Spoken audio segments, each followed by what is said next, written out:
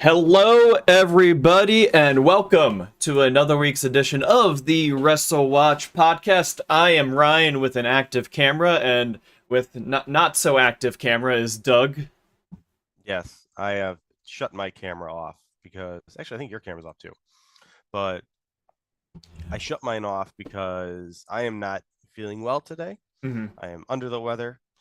So I don't think you need to see me, coughing and blowing my nose and doing everything else I'm going to have to do during the show to kind of get through it. So if you're wondering why I sound the way I do, that's why. But I am powering through for the people. The people.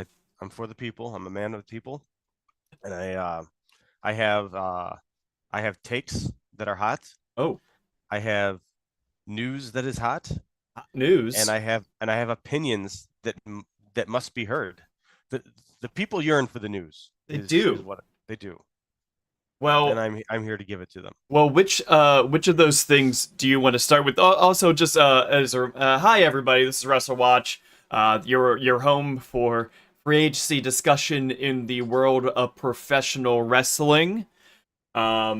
If you're not familiar with the show, we mainly and almost exclusively discuss the free agency movements and the probability of high profile talent moving between promotions.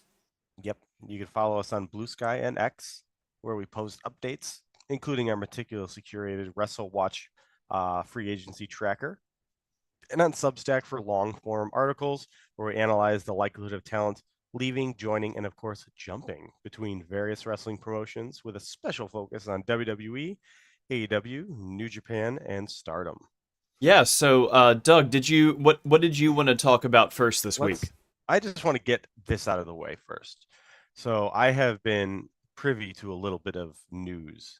Uh, it's not a major thing, but it's something worth talking about. Okay. And it is in regards to a specific LIJ, former LIJ member, and that is Bushi. Yeah. Um, Obviously, when Tetsuya Naito left New Japan, um, Bushi followed with him. Like they both left the same time or requested their release. They shouldn't say they left, but we'll see what happens. They're not under contract anymore, correct? Yeah. Correct. So I was and like many people were under the impression that we'll see what happens with them, but it could be a thing where maybe they're just going to work as freelancers for a while, jumping around different promotions. uh Maybe they'll eventually land someplace for a short period of time, but it was unsure if this was going to be a contracted thing or if this is just going to be them working on a per date basis. I have just been uh become privy to information that at least Bushi has a actual contract offer from a promotion that is contracting wrestlers. Now it's a little bit vague, obviously, but I do think it's worth noting that I think it's fair to say it's probably not New Japan. And if we're thinking about the promotions in Japan, because I'm also making an assumption that it's a Japanese promotion, we think about the promotions in Japan that are actually capable of offering contracts to male talent. It's not a long list. Uh, So no, it's not. No. so I don't have an indication on who it is. I could speculate on which promotions they are, but I think it's notable in the sense that I do know for a fact that Bushi has a contract offer somewhere. I don't know if But he's going to take it, but he has a contract offer. okay. Okay. So you don't know exactly where or anything else though. No, but I'm willing to speculate. Why not? Let's have some fun with Well, this. so so The just obvious one. yeah, just to give some background on Bushi for people who are not aware of who he is, he was a member of Los Ingobernables de Japan in New Japan Pro Wrestling. He is 42 years old currently. He has wrestled in All Japan previously. He had a lengthy tenure in New Japan though. So that is some background for Bushi. Yes. Yeah, that's a good description of him for sure. And I think that, as I said, it's he is someone that he's a smaller guy, kind of a lucha type. So for that reason, I could see a couple spots for him. So I think obviously the first one I think everyone's thinking about is Noah. I think there's this idea that he might go to Noah because they're the second largest promotion that would offer him a money contract. There's speculation that Naito might go to Noah. That's been heard for a while too. So it would make sense that maybe Bushi would follow as well. And I could, I could definitely see that happening. I think another one is potentially Dragon Gate. I think Bushi would fit in well there for obvious reasons. He would match the style a bit more. And in terms of that, I don't know if all Japan would be interested, but those are the three. So between those three, I'm tending to think that he might end up in Noah. Okay. That's Okay. my guess. So That's my speculation. I'm going to start a poll here for the people watching of where is Bushi going. And I listed your three options of Noah, All Japan, Dragon Gate. And I added one. I added WWE just in case. Yeah, it couldn't hurt. Because that is, I mean, is this source of yours, is it in America or is it in Japan? The source is in Japan. Hmm. But it would not. As you say this, I'm going to say this. There are circumstances that would not surprise me if it was English language based. Okay. But I can't. But this is I still tend to think this is a Japanese promotion. Gotcha. Okay. Yeah.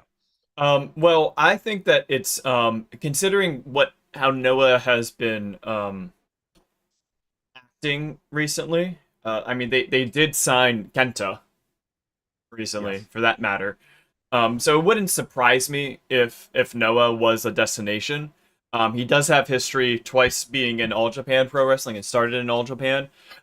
So it's possible for him to return to All Japan, but I think that especially with the speculation about Naito, where some people think that they might be a package deal, or Yeah. they might want to continue working together into the future. I think that I think Noah would be more likely of all the options, but I also think that Naito might be not wrestling for the rest of the year. He's undergoing some I think he has surgery and like he's doing the stem cells treatment. So I think that like if Bushi has an offer from somewhere already, I think that it might not have the string attached of Naito. That is true. And here's the thing: I don't think Bushi's hard up for money. Yeah. I think that I don't want to go into specifics of his like personal life, but I think he's well off, Mhm. just like for just financially. I think he's kind of a Kota Ibushi situation where it's not like he needs to work. So it could be something where maybe he is a little bit more willing to jump around a bit, Yeah. but he's got a contract, so offer at least. So we'll see what happens. Yeah. Well, thank you for the breaking news Yep, yep. here. Do not aggregate. No. Or It, I don't care. well, I mean, yeah, It's not like it's yeah. yes. Sorry, no offense. Sorry, Sean Rossap. Ah, that man, that whole thing. Ugh. I think here's my hot take on that whole thing because it's a day of hot takes and coughing. Um, Yes. is if you are a person who moderates an internet wrestling community, you have no right to say the phrase "touch brass." Yeah. I uh, I, I think everyone has been acting.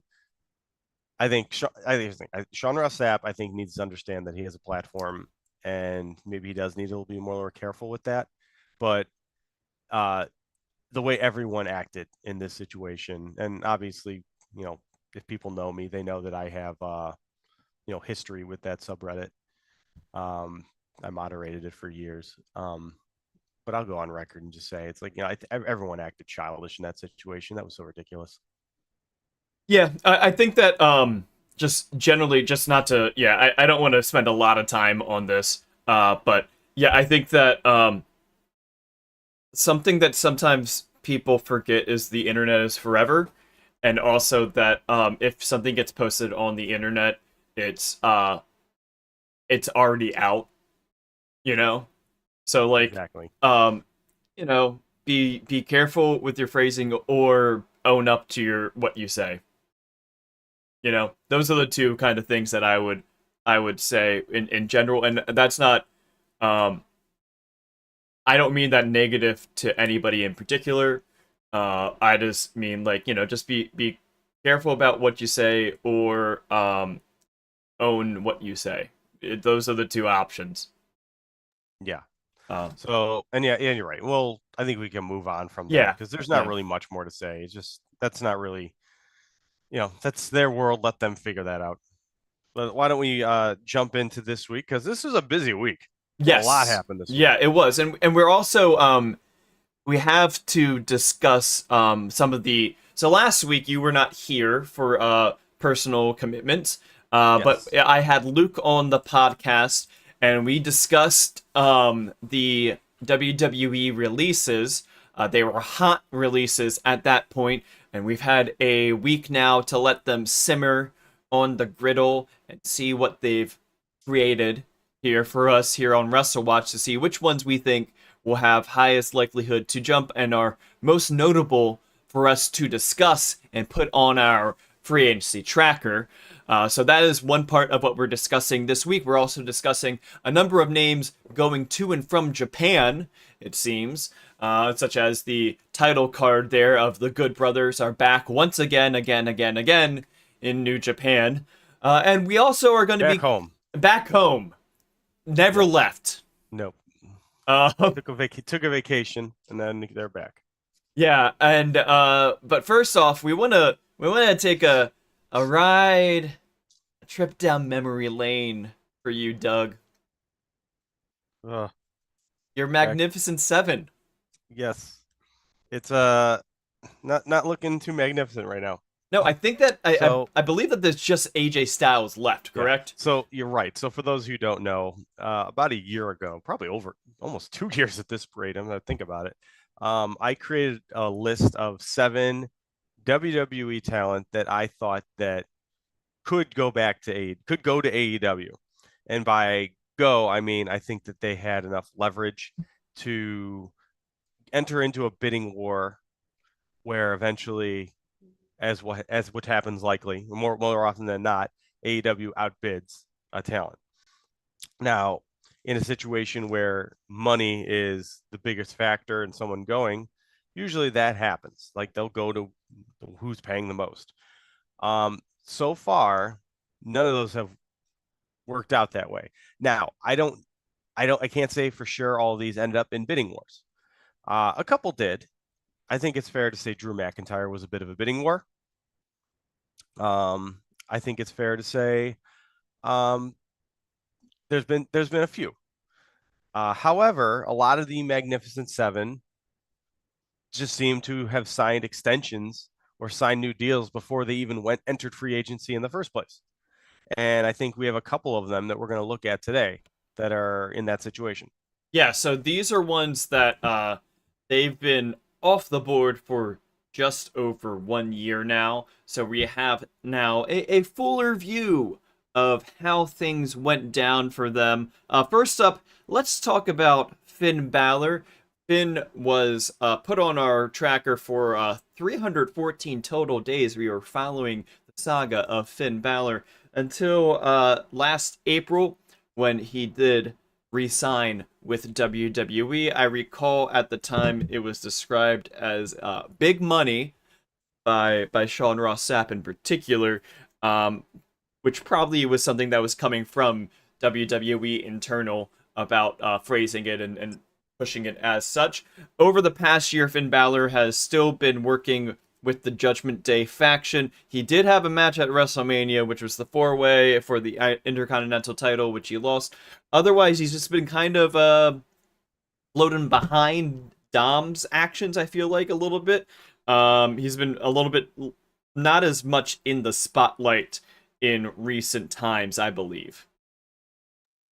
Yes, I think that's an accurate way to kind of look at this. I'll say this. I can't necessarily say how good this has been for him booking wise. I mean, he's clearly not, pushed at like the tippy top like some of the other people we're going to talk about today. But at the same time, the more I think about it, it's like, what's the alternative? Who goes to AEW? I don't know if there was necessarily room for him at the tippy top there either. So in terms of him going or staying with WWE and not jumping, he probably did it okay. He probably made an okay decision. I think he was really someone who was in a win-win position where no matter where he went, he was going to be fine. I'm sure he was going to get big money from either one. But he signed this contract. He seems comfortable in WWE. But you're right. I don't think he's necessarily working to his full potential, but I honestly don't know that he would have the room to grow in AEW and do that as well. I will say a comment here from Luke here in chat, who was our gracious guest host last week. He said he's in his put over the younger talent era. Yeah, that's definitely the case because he's in his 40s now, right? Or close to it. I believe he is in his 40s. Yes, I don't have it up in front of me, but yeah. Yeah, realistically, once you hit that, that's the time when you're starting to. Because I would say wrestling peak is like 35. That's like when you're kind of like your mind and your body kind of match up. He is 43. Yeah, so I'd say 35 is kind of like that sweet spot for a talent. So he's past that for sure. So I think it makes sense for him to just do what he's doing at this point.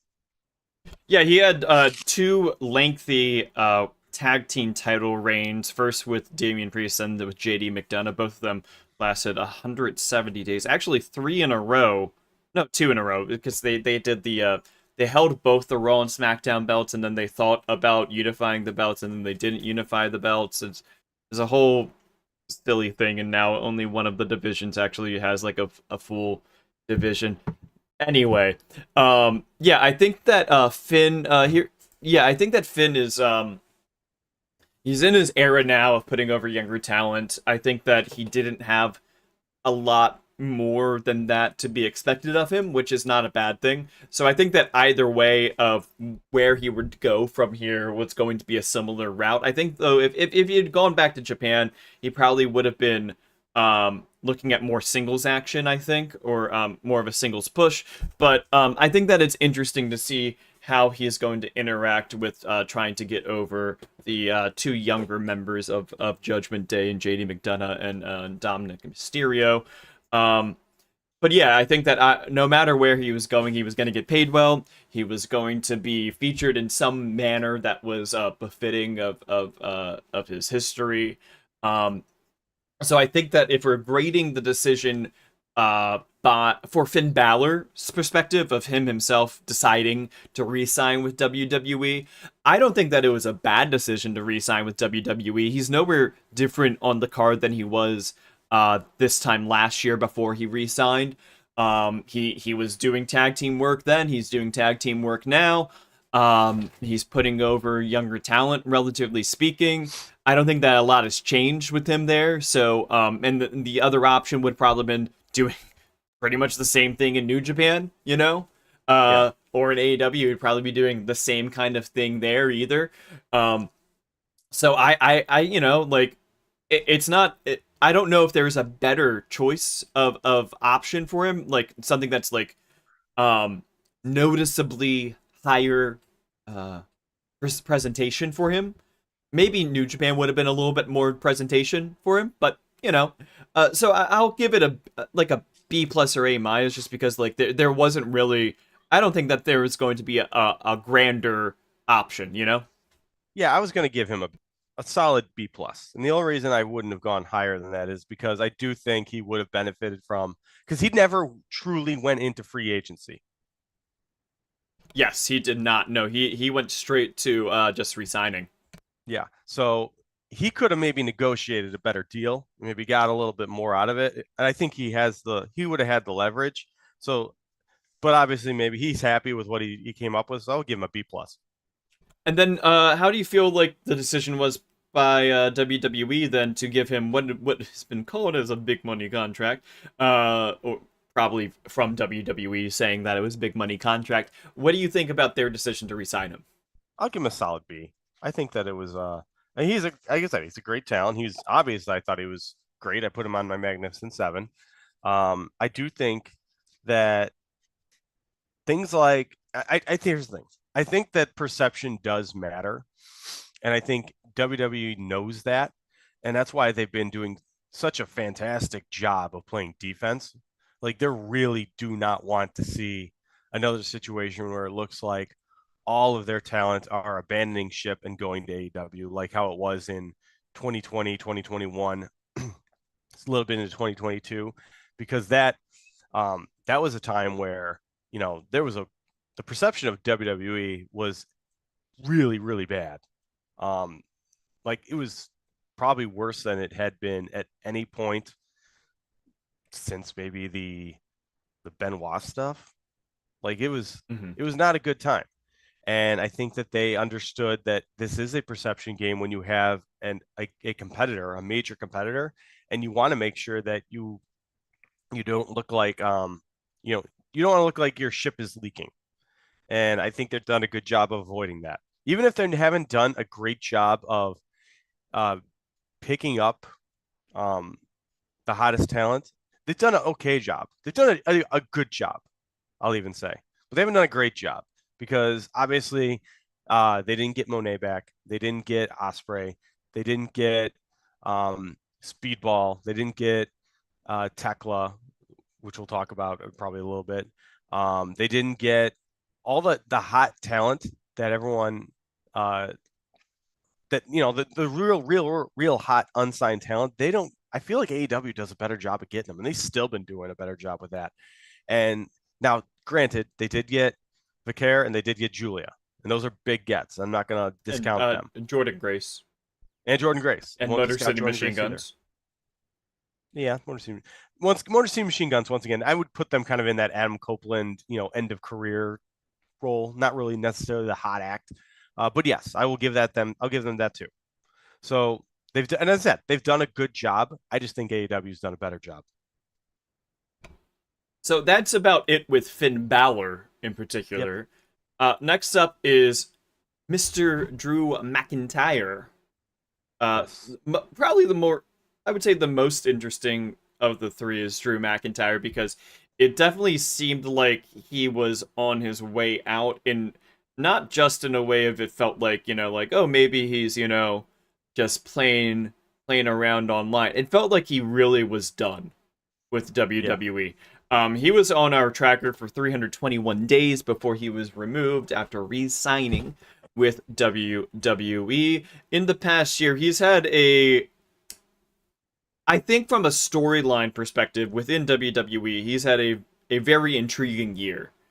I don't know if he's been pushed super well, but I think that he's had a very intriguing year that sets him up for important things in the future. Um, it's it's interesting to me because it um, makes me think a lot about Hangman Adam Page.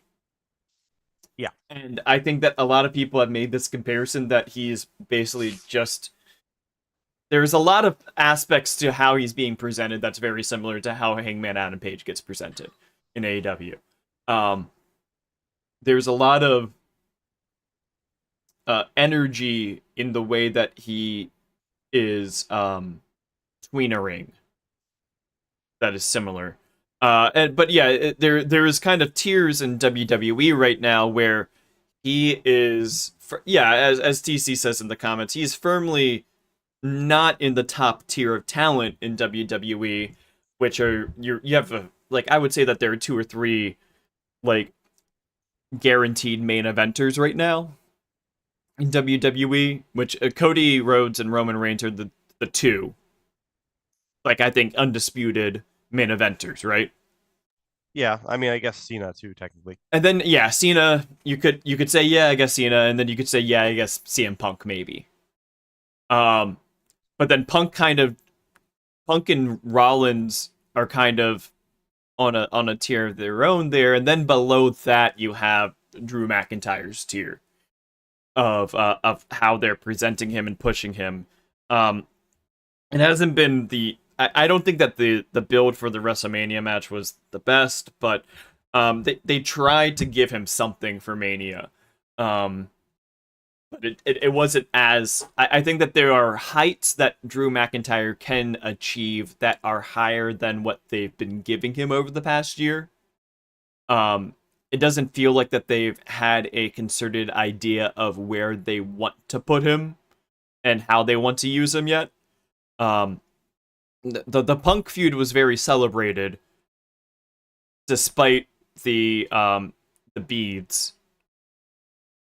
Yeah, and I think for me, the big takeaway with Drew McIntyre is that he is someone who did everything the way I would have done it, if that makes sense. Like, he is someone who understood that he had leverage, and he used that leverage. And we saw that just throughout. If you were following our pro wrestling tracker, our free agency tracker, he was bouncing all over that thing. Like, sometimes he was likely jump, sometimes he was likely stay, safe stay. He went all. I think he ran the gambit. He did everything, and to me, that's evidence of someone who is properly using his leverage and making sure that he gets the best deal. And I think for Drew McIntyre, I think he did. I think I give him an A+ in terms of how he handled himself. That's how all talent should handle themselves, to be completely honest. And I think yeah, as I said, I think he's being presented pretty well, and I'm sure he's getting paid accordingly. I would say that like, if we consider the alternative of where he would have gone, he almost certainly would have gone to AEW, right? So, Yeah, considering that and how he would have been presented theoretically over the past year, when trying to grade his decision to stay, I feel like he is treated pretty well over the past year, but I don't think that he is being presented necessarily as a main eventer right now in WWE. Um, but at the same time, I feel like that if he went to AEW, it probably would have been pretty much the same presentation. you know what? I think I was listening to something from Voices of Wrestling earlier in the week, and Lanza made a point that I thought was interesting, and that's that Tony Khan just doesn't seem to like big guys. Yeah. And I had to think about that, and I was like, you know what? That's probably there's probably some truth to that. I don't know why it is, but he's not someone who's pushing the big monsters. He has them. Like, Lance Archer's obviously has his place. Big Bill, but that's how he kind of sees them, as the lackey or secondary, or just kind of like the gatekeeper for the top guy. And which is, to be fair, that's kind of where Drew's at now. So, but I think he at least has more opportunity to kind of break through as a big guy in WWE, just because that's historically been the land of giants. And I think that, keeping that in mind, I think he probably made the right call in staying where his assets are probably going to be appreciated the most. I think that also with Drew McIntyre, who was 6 feet 5 inches tall, which is pretty tall. He's only a inch or two shorter than Michael Jordan. Yeah. So he's pretty tall. I think that the thing of just calling him a big man, it feels like it sells him short a little bit, even because I think that he has a lot to offer with character work, far more than I think most big men historically have had. Yes. So yeah, I think that from the perspective of WWE, I think that this has been a full A+ for them for keeping him. like maybe they had to pay a little bit more, sure, because of how Drew was handling it, but they got to keep somebody that was at least interested in leaving WWE, and they got out of him what a lot of people in the wrestling landscape were calling the feud of the year. I didn't find it to be, but people did say that. It got a lot of votes for match of the year for the cage match that they had, which again, I don't even think was the best cage match in September of last year, for that matter. So, Right. But it was very heralded very well in the landscape. So I think that WWE has to look at that and say, wow, we signed this guy. I think that he was worth the money. I think we have a situation, especially with matches where AEW and WWE both, when it comes to match of the year list, it's very, very difficult to get accurate ratings on those because what happens is AEW typically has a lot, lot bigger matches just because it's the kind of promotion that it is, and WWE has less. So you're seeing AEW matches kind of get their votes split a lot more, and that's why WWE matches break out a bit more. Does that make sense? Yeah, I think that it depends on the voting system, and this is something that like we've tried to like because we're doing our match notes every month and looking at like the best match every month across the world, and something that we noticed, and this is something that Voice of Wrestling also does in their yearly poll, is that allowing people to submit more than one match allows for uh, Yes. allows for a little bit better of a final ranking than if you just say what's the best match. Because yeah, what happens for AEW in particular is that they have so many super high quality matches that if somebody is just watching AEW, they could, like for example, this year, if you were to say what's the best match in AEW this year, what would you say it is? For me, right now, Yeah. I would, if I had to pick, I would probably go. It might be that Will Ospreay Takeshita match on Dynamite. Was there another match or two that you were thinking about though, as you were thinking about that right then?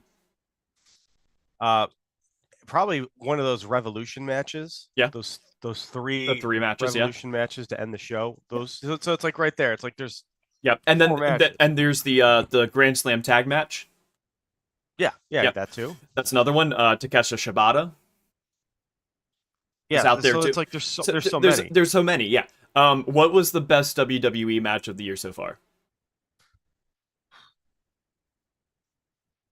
I don't know. I couldn't even give you an answer. Probably It, maybe one of those like maybe the what was it that Julia and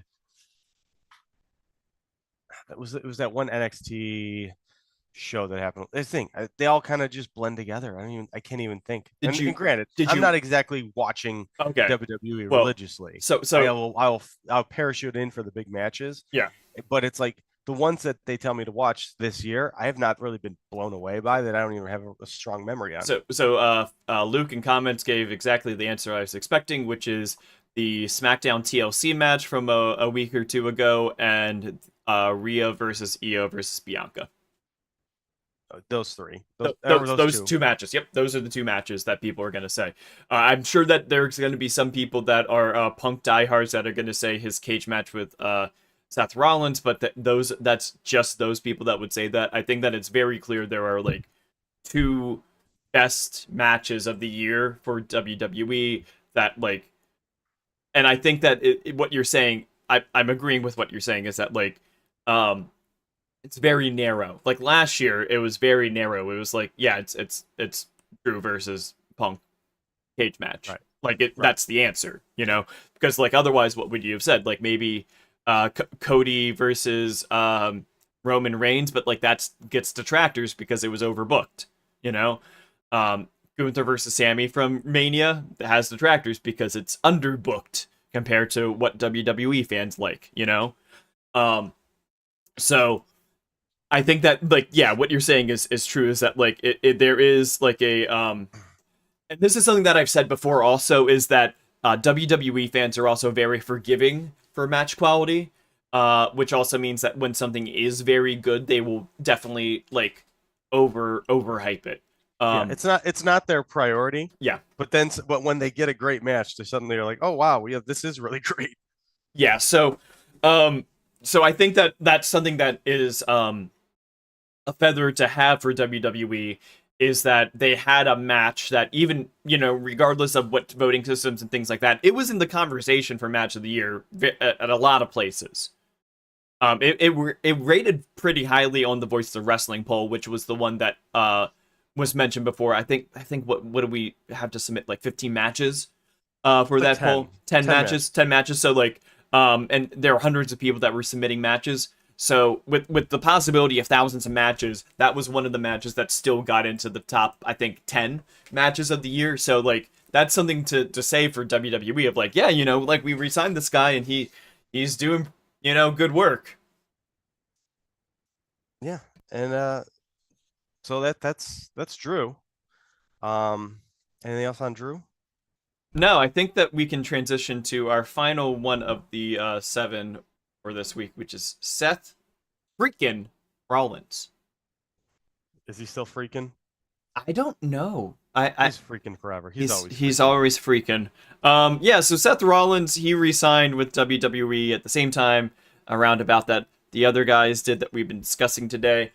He's had, I think, at the beginning of this time of year, excuse me, at the beginning of this period of this year, I think that we would have had a very different perception of how his year is gone and his decision to stay.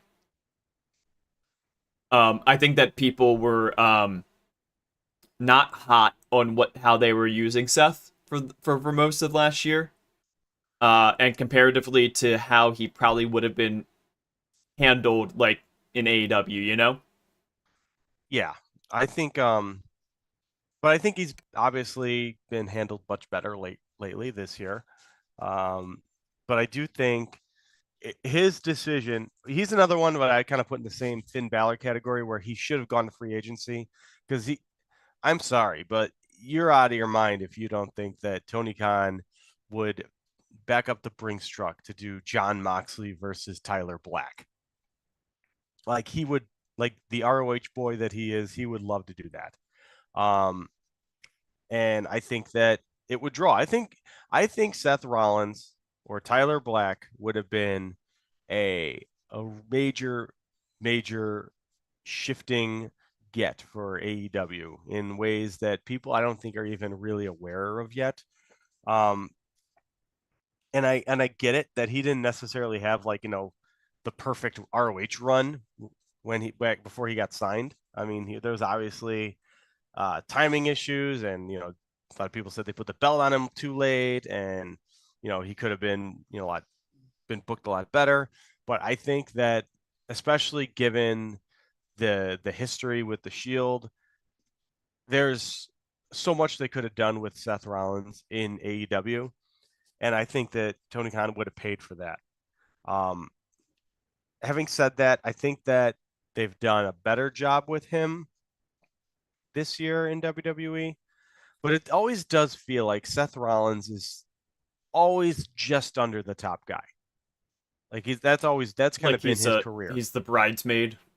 Yeah, that seems to be him. Or every single time that he does get his like big moments, and he's got a few of them. Obviously, he's had a few big moments in various WrestleManias and things like that. Including the what is it, the heist of the century or whatever they called that thing Yep, when 10 he years cashed ago. in the 10 years cash in. ago. Yeah. It's like once again, it always feels like it's not really about him.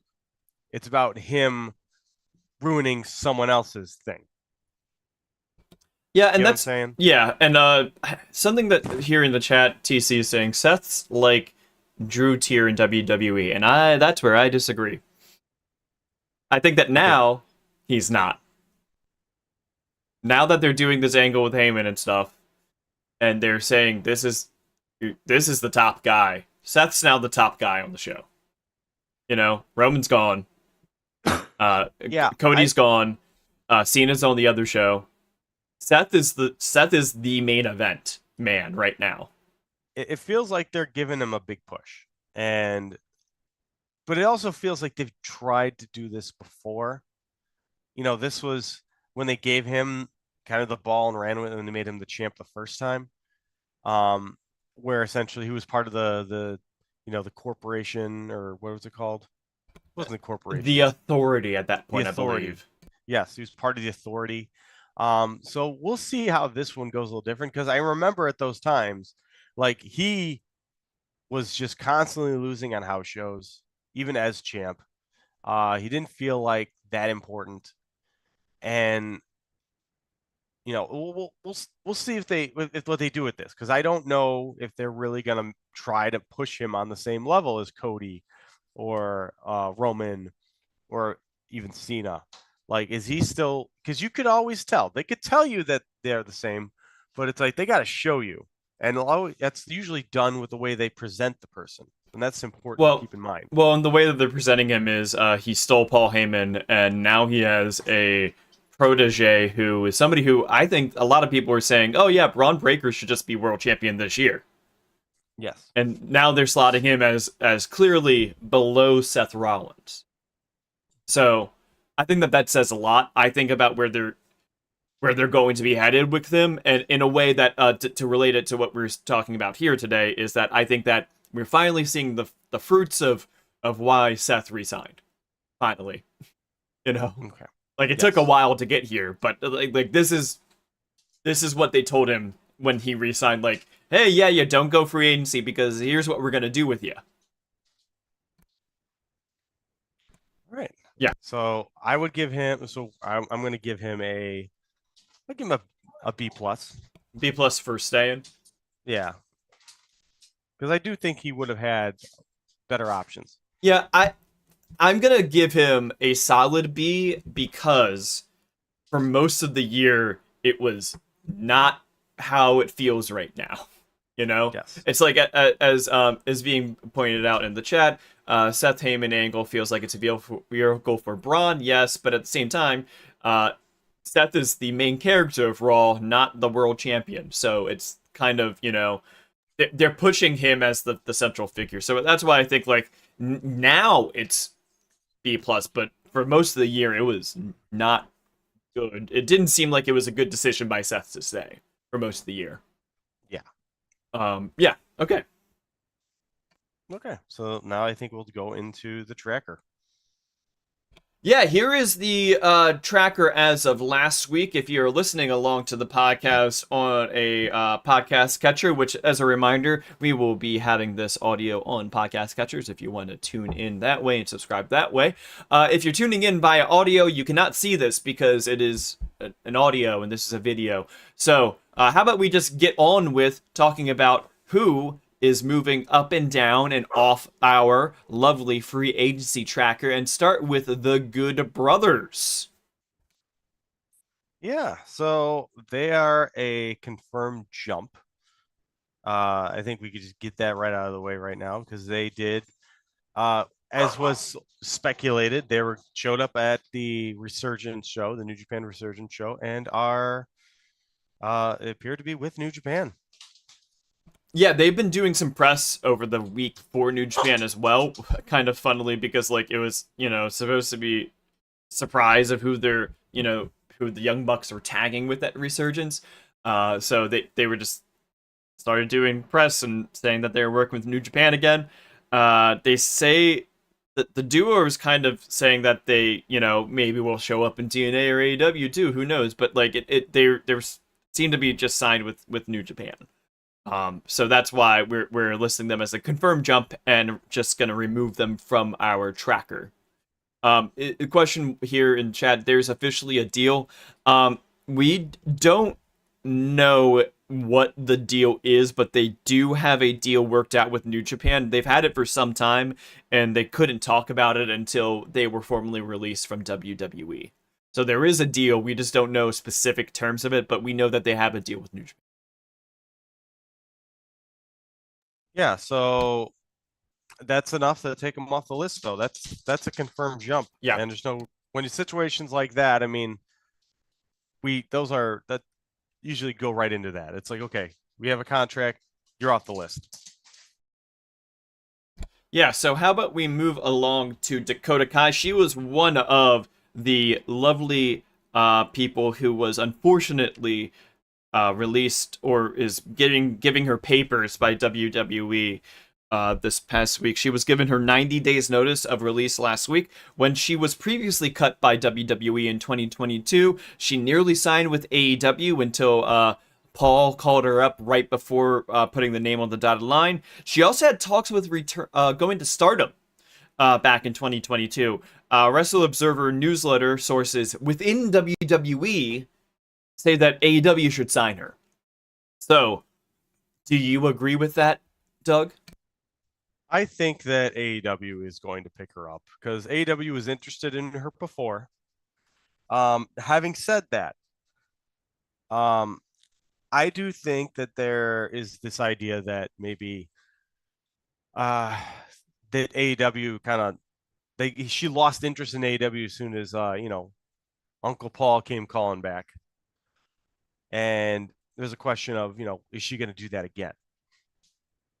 Is this the situation where I think you need to always be aware of the Aleister Blacks and the Miro or Rusevs and avoid those situations where suddenly, as soon as you sign with them, the situation changes and they can go back, and now they're just going to be, you know, belligerent and angry that they're even there. So not saying that's necessarily going to be her case, but given the fact that she was someone that they were talking contracts with, and as soon as WWE popped up again, she went with WWE instead. You know, I think they got to at least get that clarified. Yeah, you don't want to have a situation where you try to court somebody a second time and then they just fool you twice, you know? But at the same time, I think for Dakota's standpoint that she should be thinking similarly with WWE about if she were to at the last minute have them say, actually, no, we don't want to release you. We want you to come back. She should be careful about that because, I mean, she was brought back with a pitch, and the pitch was damage control. So they had a clear vision from day one of what they wanted to use her for. It wasn't just like a flowery, like, oh, we want you back kind of a thing. It was a plan, and Yeah, damage control was moderately successful, I think you could say. I I think think I think overall they were pretty darn successful considering I think like Io has been put in a very good position. I don't know if she was in as good of a position before damage control existed. yeah, it was definitely a vehicle largely that EO benefited the most from. I don't know that Dakota. I mean, granted, Dakota was snake bitten with injuries throughout the whole time. It was one thing after another. But I think that I would like to see what she can do. If it was me, if I was Dakota Kai, I'd probably be doing more of what B Priestley is doing, in the sense that she wants to kind of prove herself first and get some of her past off her and prove that she is who she is, because she's also going to have to, as we said, more or less reinvent her Evie character, right? Yeah, I mean she hasn't been on the indies at all for quite some time Yeah. now. I mean, is she calling herself Evie? I don't know. And Who can she call knows? herself Evie? Well, I well, mean, is Nintendo going to come after her? she could spell it differently. I Uh, suppose. Although at the same time, when she was previously released, she had trademarked King Coda. She did do that. You're right. She could just be Coda. I mean, there's a lot Yeah, of. yeah. I don't think the name. You're right. The naming isn't going to be a major issue for her. And realistically, I bet that AEW is going to take a shot on her because she has a lot of friends in AEW that would probably love to work with her. And I don't think that she's necessarily a high risk person to gamble on. Yeah, it's not like so I've been saying for a little bit now that I think that AEW should be with the women's division, focusing on people that will be easily slotted at the top of the card. I don't Yes. think that they should be signing a lot of people that are mid-card women's wrestlers right now. Um, and the example that I've pointed out is look at the Owen Hart bracket for this year for the men versus the women. The men's bracket was maybe one person or two people that you were just kind of like, well, they could challenge for the world title, but not win this tournament to possibly main event All In. You know, Right. the women's bracket had three or four people that, or and really two or three that I don't even think would challenge for the world title. Period. Yeah. For that matter, not let alone win. Like so a layer beyond, or behind where I was feeling with the There's a men's. gap. There was a There's gap. a gap. Yeah. So I think that AEW should be trying to focus on, if they're signing free agents with the women's division, people that they can easily slot in to the main event scene. We saw that with Megan Bayne. That I think that they saw something within her that was, we can put you right now, tomorrow, in the main event, and nobody's gonna bat an eye.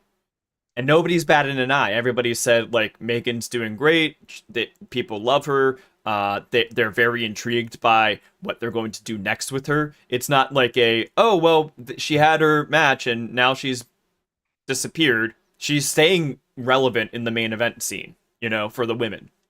Yeah, I think a lot of people thought it was going to be Camille 2.0, Mm-hmm. and it doesn't seem to be that case at all. Yeah, so when I look at then, and we have a few people today who we're going to be discussing of women's talent who, I think that this is the question then is, if and when they were to go to AEW, where you would slot them. Dakota is the one of, I think we have three today that we're going to be focusing on in any manner, that I would have the most question about where you would slot her in the women's division. Because I don't think that necessarily right now, and this can change, she reestablishes herself and all those kinds of things, like you were just discussing with Blair Davenport, or B. Priestley now, once again, now that her 90 days are up. I think that B. Priestley is somebody that she recognizes that she wants to do some reps outside of a major promotion. The quote that came from her interview with that was with Cultaholic. She had an interview with them.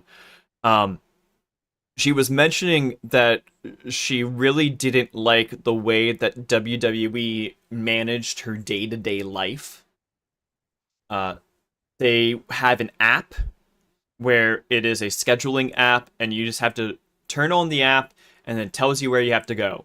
And so this is where some of that whole stuff about, like, the quote that came from via Dave Meltzer from a WWE source about lazy people, is that one of the things that they would put on the schedule is go to the PC and do training, do weights or something like that.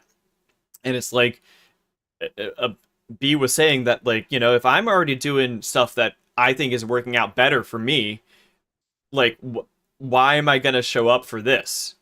Or why am I going to put full effort into your program that is not helping me if I'm going to do your program and then have to go to the gym again afterward, And it just became untenable for her. So I think that she might have a little bit of a stink from her perspective of signing a full-term contract.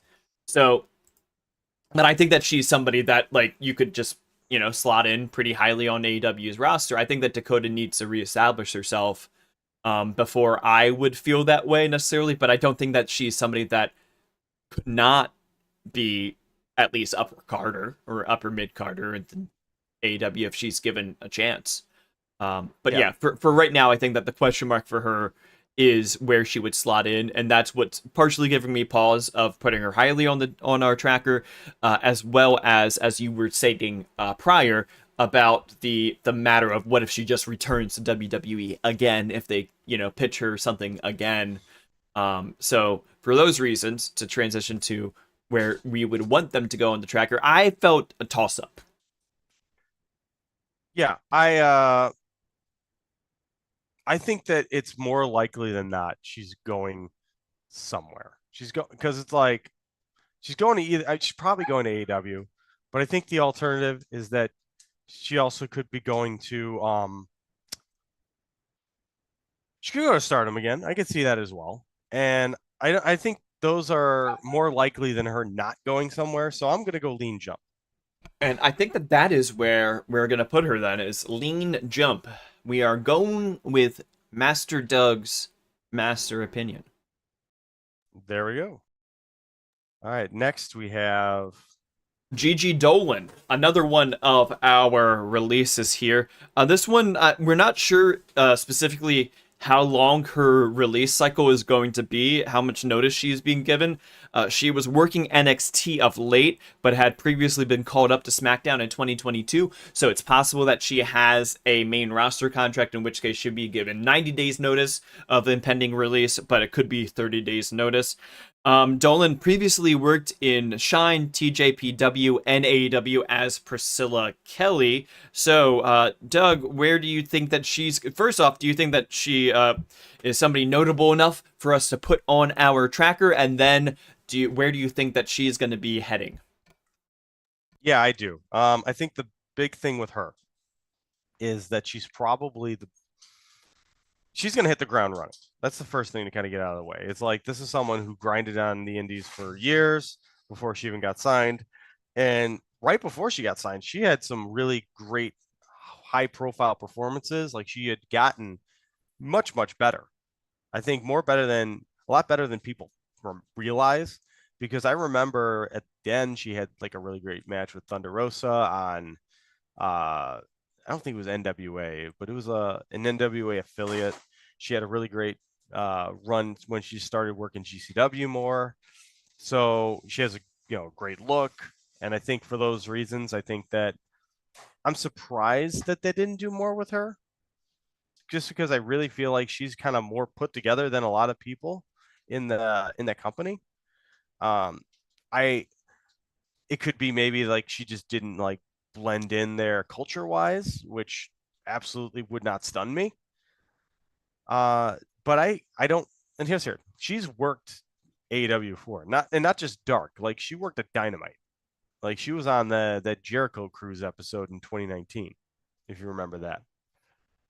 So it's I think it's very possible that she does go somewhere. Having said that, I kind of see her just going back to grinding for a while. So I don't necessarily think we're looking at an imminent signing for her. I'm going to go with lean stay for now. Yeah, and where we're going to be ending up putting her is a toss-up, which I think that I'm kind of in the same thought process as you. I think that it's more likely than not that she um, just does indie work. Yeah. Like granted, she's not someone who we're never going to see again. Like she's going to be around. She's going to put in the work. We're going to see her and she's going to do a good job. I really feel that way, but it's just I don't think we're going to see her making any I don't think we're seeing her sign contracts in the next year. Yeah, I agree with that.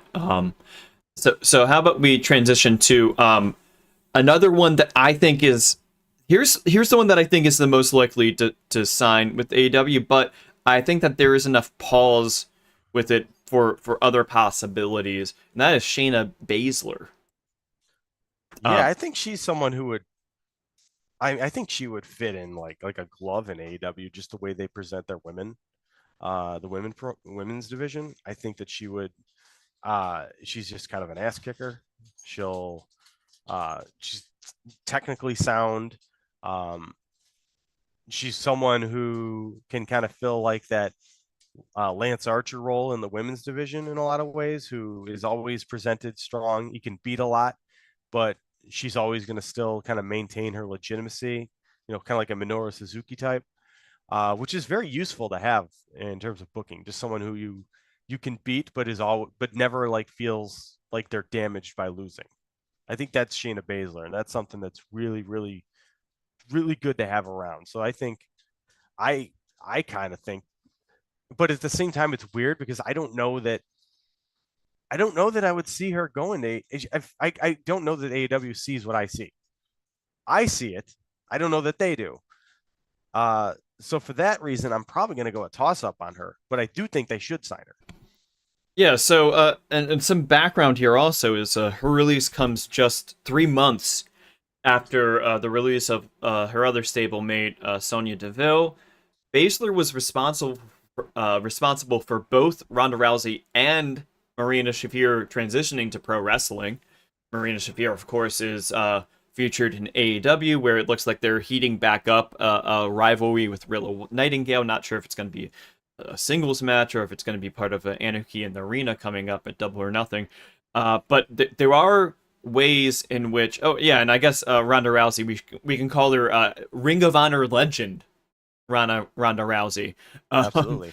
So there are some there is a precedence there of somebody like her in her friend group going for a going for a coffee, doing a match in AEW, freelancing into there. But there's also somebody that's already there that she knows and has a good relationship with, and I think that Shayna has a legitimacy about her, as being mentioned by TC and Chad, is she'd immediately slot in the main event scene. I think that is exactly the point that I was making before with Dakota Kai, is that Shayna Baszler is somebody that you could just debut tomorrow, and then she could just be the world title match at the next pay-per-view, you know? Like, that's who she is from a She's very legitimacy. useful. She's very useful. And I think that, like, if they want to go in the women's division in that direction, which is already the direction they're going in, which is harder hitting, a little bit more influenced from Joshi style, I think that Shayna can integrate into that very well. Just make your Sareee, you know. Yeah, that's what I mean. She's someone who's permanent upper mid card, no matter what you do with her. Yeah, and I think that something that was mentioning in Wrestling Observer newsletter this week from because Dave Meltzer put out his speculations about where he thinks that people are going to go and his reaction about the releases. He said that Baszler was one of the ones that he was most surprised by getting released. He also said that he thinks that it's possible that she will just freelance for a bit, especially because of with the blood sport, or possibly going to Japan for some fun. He also said that there's the possibility that she just kind of stops doing pro wrestling and becomes an MMA coach. That seemed more speculation from him. It was kind of like the last thought from him. So I don't know if that's something that he seriously thinks is going to happen. But I think that she's shown enough interest in doing other styles and work and working beyond just the WWE programming, from doing Bloodsport for a number of, for some time, and wanting to do Bloodsport, that I think that I would say that's more likely than not that she either goes to another promotion or stays independent in pro wrestling, but stays in pro wrestling. So where would you be putting her on our free agency tracker then, Doug? Where like, how likely do you think it is that she signed with a promotion? Because I think we agree that she's definitely notable enough, and she's definitely getting interest from high level promotions. So do you think that it's more likely than not that she signs with another promotion that's not WWE within the next year? I don't know. I feel like AEW feels like the only option. I don't think she would go anywhere else besides them. Mm-hmm. Like I don't see her going to TNA, because I think Meltzer is maybe right in the sense that she does have other things going on. She could just stop wrestling. I tend to think that there's a good chance that she goes to AEW. I just don't know how AEW feels about her. And the other thing is, there's a lot of people they got to bring in right now, and they're already bringing in a lot of people in this division. So I don't imagine they're bringing them all in. So I'm going to go toss up with her. Yeah, and I think that that's exactly where we're putting her. That was my feeling as well, was that I think that there's enough odds that she either stays independent or just doesn't fully wrestle anymore, that I think that we have to put her just as a toss up for now. Yeah, I agree. I think that's a good spot for her. How about we talk about one of those people that you were alluding to of AEW is bringing in a lot of people? Yep, we're going to talk about Thekla or Yeah. Thekla or however. I always was told it was Thekla. We're going to find out because usually whatever AEW commentary will say, that's what it's going to be going forward. It'll be like Pac and Pac all over again.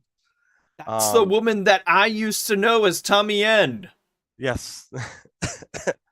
So I think what's going to happen here, we're going to see her debuting at Double or Nothing. Or maybe next week, maybe on Wednesday in Chicago at the spring breakthrough or beach break. So, obviously we had the big spider tease on Dynamite, which I didn't see right away. I didn't catch that. That was very subtle. They did very it. Nice. They did it 2 nights in a row, even just for everybody to keep an eye on it. Yeah. Well, okay, I missed it. I didn't even see it on Collision. When did they do it in Collision? During the Chris Statlander Willow Nightingale match. Okay, there's your another signal. Both times during the women's matches. So, yeah, I think that it's fair to say that that's probably going to happen at Double or Nothing. I don't think they're going to. I mean, it could happen this Wednesday. I feels like that would be more of a you do that at Double or Nothing, maybe like after the Owen tournament. Yeah, I think it's possible that like they because they're doing one of two things with Toni Storm here. They're either making her do bigger and bigger matches to find challengers, and she just keeps on proving herself or falls under her own hubris. Or they're trying to set up like, oh yeah, well, like, she could have a eliminator next week and like somebody could pin a different person and then she has to have a title match. And I think that that's a good way of introducing Thekla as well. Yeah. I mean, I don't know how they would book her, but it does feel like the wrong way to do it would be book her in a match right with Toni Storm right off the bat and lose. Yeah. So if it was, I mean, maybe they're gonna, I don't know, maybe they're gonna rocket push her right out the gate and have her beat Toni. I mean, I think that Thekla is big enough star that I would listen to that pitch. That's not a, I really believe in her. I think that she has future American wrestling superstar written all over her, and I honestly think she's going to end up being one of the best signings that they've had in years. I think if I was fantasy booking, purely fantasy, no reality here, but I actually think that this is the reality, is that you book her to be the head of a faction. Yeah, that's how you use Thekla. You look at Sky Blue, and you look at Dakota Kai. You put those two in a faction with Thekla. Well, you know who's returning next week? Sky Blue. Sky Blue. Afraid of. Somebody was like, "Yeah, why are you having Sky Blue versus Toni Storm? It's gonna be two baby faces if they're in Chicago." And I'm like, Sky Blue is afraid of half of Chicago. So, yes. She lives by the airport. She lives by the airport. I hope that Kyle Fletcher's not afraid. I think we're looking at a situation. Honestly, they're talking. If that was that case, we could see her on Wednesday, or yeah, I think that's possible. I think that like if you want Sky Blue to feel hot out of the gate, because like the issue that this is something that we're going to talk a little booking kind of thing, because this has been a conversation recently around the wrestling people is if Mercedes wins the All-In the Owen tournament, do you, number one, is there going to be a second women's match on All-In, and number two, what is the second women's match on All-In? And I think that from the way that they're booking the women's division, there will be a second match, and it will probably feature even more women on the card than otherwise, because they're pushing a lot of women right now as potential main eventers, and they're re-debuting or debuting a lot of women right now too. Mm-hmm. Like they have Megan Bayne still circling around the main event. They put Willow and Chris back on TV in a non-title feud reignition thing. They reignited the Marina angle of that. They're having Thekla debut soon. They're having Sky Blue return right now. Mina Shirakawa is going to be coming any day now. It's like they have all these women that are people that I think that any one of them could, maybe not Sky Blue right now, today, could challenge for the world title and nobody would bat an eye. Like, if you just like, here is Toni Storm's opponent at Double or Nothing. It's Willow Nightingale. Nobody would say, oh, that doesn't make any sense. People would be like, yeah, it's Willow Nightingale. Oh, Mina Shirakawa is going to come in and she's going to challenge Toni Storm. Nobody's going to bat an eye about that. So it's like they have a lot of people right now that are right up at that upper card scene, and it's like, well, what are you going to do it at All In with all of these people that you're not going to have featured in a match? So I think that the timing points me in the direction of they have other plans going into All In for all these women that they're debuting. Otherwise, then that's poor planning otherwise. How would you feel about a Mina, Thekla, Mariah trio? That is intriguing. I think that although you could, like, there are so many options I think that you could do, because I think Thekla works best.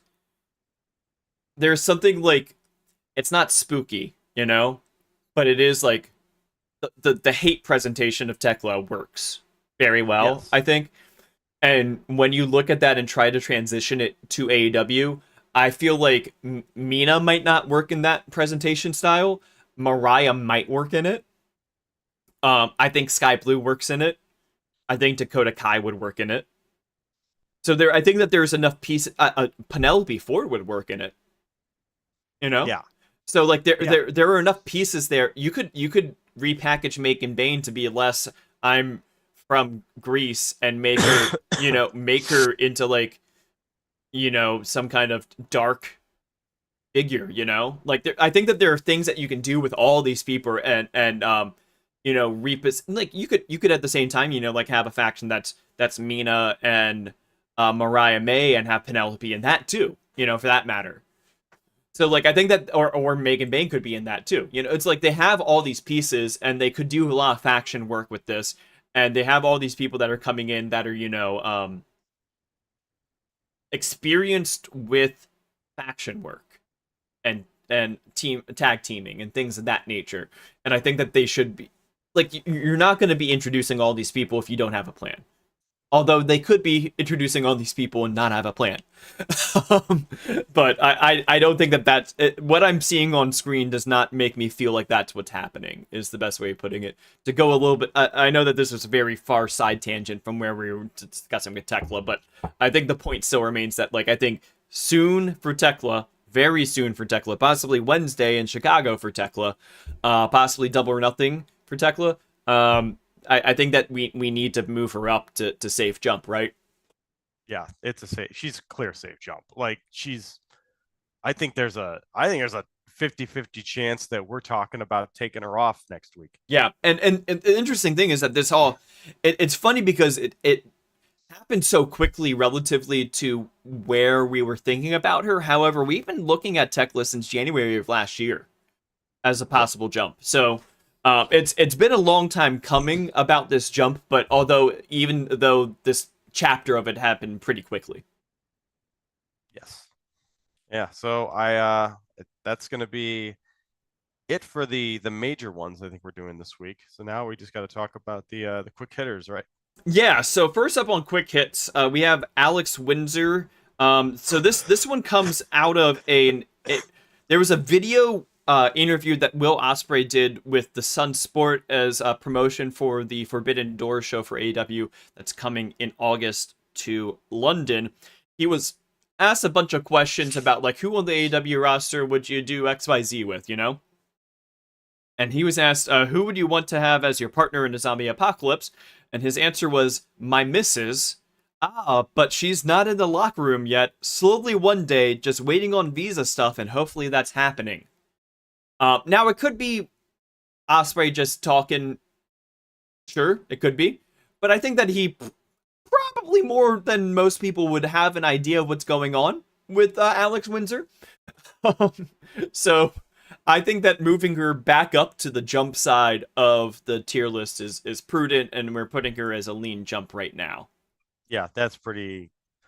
I mean, listen, I'm not calling Osprey a liar, so I'm going to go and trust his gut on that, and I agree. Lean jump is the right spot. How are you feeling about Cedric Alexander right now? Do you think that he is going to be introduced as a surprise fourth member of Hurt Syndicate this coming Wednesday? I feel the exact same way about Cedric Alexander that I did before, in that I don't necessarily. I think that he would obviously fit, and I think that if there's enough people pushing for him to come to AEW, I think he will. I just need to know if they've buried the hatchet, just because with the Soul stuff. Yeah. I assume that it's probably water under the bridge. But when is his 90 days up? Now. Do we even know? It's already up. Okay. Yeah, because he was released the same time as Good Brothers. Okay. Yeah. I think there's a good chance then that we see him. Yeah, I would. I know where he's at toss up. I kind of want to stay toss up, but in my head, I feel like it's more likely that he's jumping and going to show up. We will find out on Wednesday, I believe, because that's when the Hurt Syndicate segment is going to happen. I think that if we don't see it on Wednesday, that's probably not happening. Yeah, that's probably fair. All right. We had a nomination and a discussion wanted for Eddy Thorpe, who was previously known also as Carl Fredericks' birth name. He was trained at the LA Dojo as part of the first class of the LA Dojo, if memory serves, with Shibata. He was given his 30 days notice by WWE. He is 34 years old, and his split from New Japan was known as a little bit acrimonious. We decided not to add him to the tier list, but wanted to give him notice of just saying that we had an eye about him. Yeah, I think he's a situation where I could see him going back to New Japan, maybe not on a contract basis. I think that it's unfortunate because I totally get why he left. I totally get why he was frustrated and impatient, because they really were slow rolling him. Like it was years of him just kind of like dragging along, young lion, and then the pandemic hit and it made it even worse. It was not a good situation for him. And I get the stress and frustration. But then obviously it didn't work out in WWE either. So now, he's got to like make things up and repair the bridges that he may have potentially burned. Because I don't think AEW is necessarily interested in him. I imagine New Japan would like to have him back. I mean, at least to consider it, because they really wanted to push him. He'd probably be in a Gabe Kidd situation right now if he never left. Yeah. And he was the oldest of the young guys by a lot as well. So I think that if it's now or never, kind of, but like I think that he would need to smooth things over a bit. Yeah. Sami Zayn was another one that was brought up this week, just because it's been a while since we've had contract news with him. He returned to Raw this past week to protect Jey Uso after interference in the main event match that Jey Uso had with Seth Rollins. There have been no contract news or updates since the last vote that we had of him, which was a month ago, or at the end of March.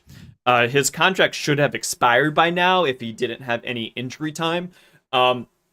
It's just we haven't heard anything, which is kind of strange, but at the same time, silence kind of indicates that it is. I think that safe stay is still correct. I'm fine with keeping him on until we hear for certain that he is signed. He's staying and signed. Yeah, I am too. And then the last person that we're going to talk about is Sareee. Yes. Sareee. There she is. Whoa. Sareee.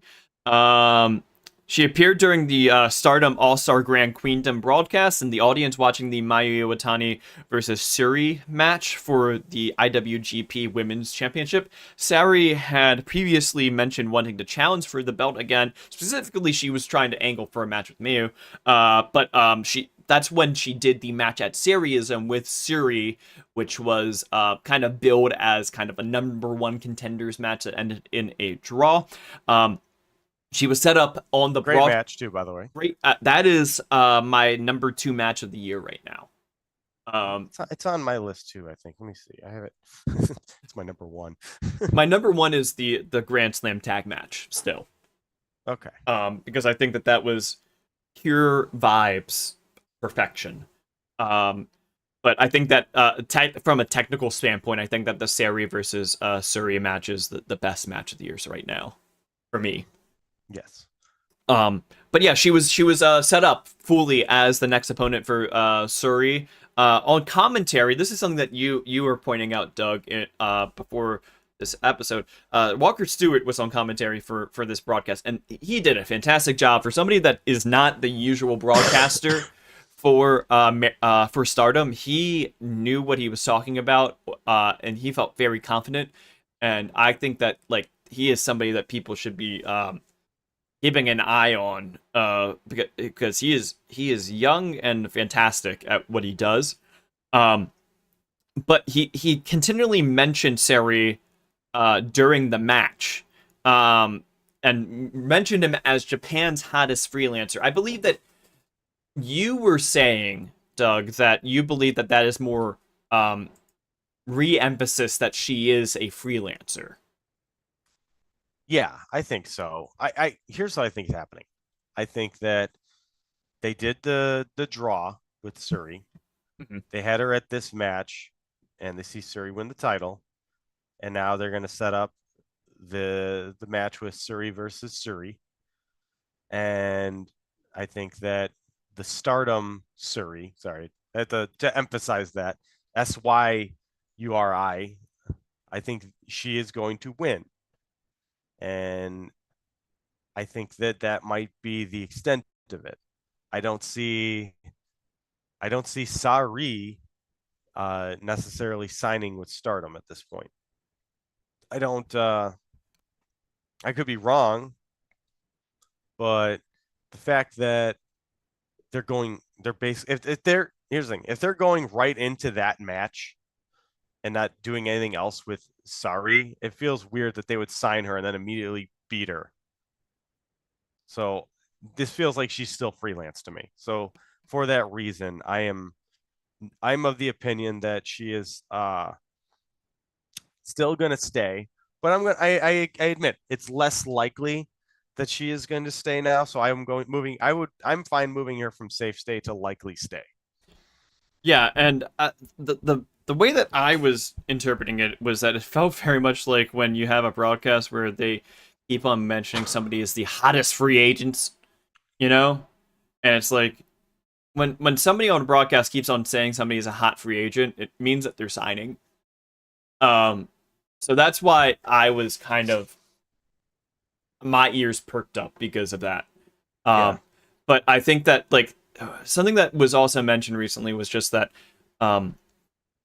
they seem to be Bushiroad in general seems to be more game to do two things recently, which is allow their talent to independently promote shows, and Yes. and on top of that, have Bushiroad assist in the production of those shows. So we saw that with El Desperado has done a number of shows that he has booked them and produced them, and New Japan has assisted with it. We also have another factor is that though, so that's like possibly like a positive, like, well, maybe they'll play ball with Sareee and allow her to continue Sareeism. The other flip side of it though is that they are also, specifically Stardom, especially now, compared to previously, they are far more willing to work with freelancers and people signed to other promotions. So we saw Chihiro Hashimoto was on the All-Star Grand Kingdom as well, representing Sendai Girls. She defended her belt at the event as well. So they are far more willing to allow for talent from other promotions to appear with regularity on their shows, including possibly the biggest show of the year for Stardom. So, counter side, it's possible that they're just gonna work with Sareee and let her do the match and maybe even win a title, but maybe not sign her. So, yeah, I think that it's a little bit more likely than it was before, but I'm not saying that it's likely. You know, it's still unlikely that she is going to sign with Stardom. Still unlikely. Yes, I would agree. So this is the updated tracker. Yeah. So I'll go ahead and read through that. So we have the once again the permanent fixture of Safe Jump. We have Hikuleo, then we have Jeff Cobb, we have Thekla. Likely Jump is Ninja Mac. Lean Jump is B Priestley, Joe Hendry, Riho, Rio, not Riho, Alex Windsor, and Dakota Kai. Then for toss-ups, we have Bishop Dyer, the former Baron Corbin, Cedric Alexander, Zosiah, Danhausen, Mariah May, Michael Oku, Gigi Dolin, and Shayna Baszler. Lean Stay is Alex Windsor and Mio Yamashita. Likely Stay, AJ Styles, Beth Phoenix, Gabe Kidd, Leon Slater, Persephone, Saraya, Shinsuke Nakamura, and Sareee. Safe Stay, we have Utami Hayashishita, Nixon Newell, Sami Zayn, Kofi Kingston, Xavier Woods, Matt Cardona, and Samantha Irvin. So it's a big shift this week. Yeah, there's been a lot of people added around the middle of our tier list, and a few names all the way up at the Safe Jump tier, one of which will possibly never leave there. Yeah. All right, so with that is going to be WrestleWatch for this week. You have anything else you would like to add? No, just how about everybody make sure that you subscribe to us here on YouTube, and if you could leave a like and a comment, it helps with the algorithm. If you also want to subscribe to us on other channels, we have our accounts on Twitter, Blue Sky, Substack, and you can subscribe to us on audio podcast platforms as well. I think that does it for this week's episode. Did you have any other spicy hot takes or anything like that you wanted to get off your chest? Nothing this week. Okay. Hopefully I'll feel better next week, and then I won't. I'll feel. I could bring my A game. Yeah, made it through. Well, I appreciate everybody following along and watching along with us this week, and if that